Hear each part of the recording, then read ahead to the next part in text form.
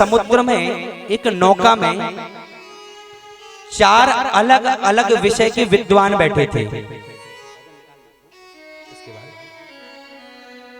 तो 4 अलग अलग विषय के विद्वान थे, एक हिंदी के, एक इंग्लिश के, एक फिजिक्स के, एक मैथ।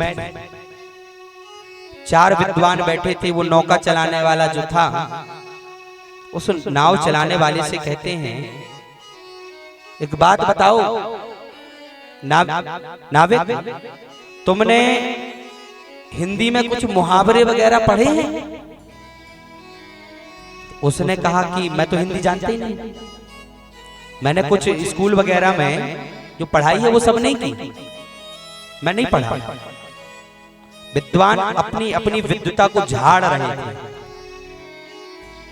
दूसरे विद्वान ने, फिजिक्स वाले ने कहा कि थोड़ा एक काम करो, तुम ये v-uit इत्यादि कुछ पढ़ा है क्या? बताओ इसका मतलब क्या होता है। उसने कहा कि ये क्या होता है? बोले फिजिक्स का सवाल है, बताओ। बोले हम नहीं जानते, हमने नहीं पढ़ा। बोले तब तो तुम्हारा जीवन ना 50% बेकार है।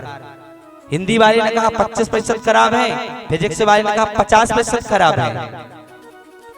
तीसरा इंग्लिश इत्यादि के कुछ प्रश्न पूछता है उससे, बोले तुमने कुछ पढ़ा है, बताओ। उसने कहा हमने नहीं पढ़ा।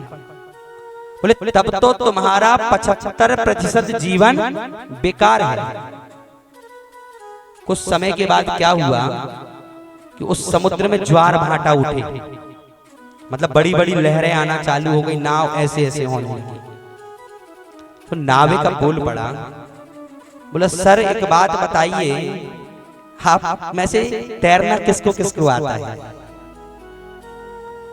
चारों ने कहा हमने इंग्लिश तो पढ़ी, हिंदी तो पढ़ी, गणित तो पढ़ी, मैथ तो पढ़ी,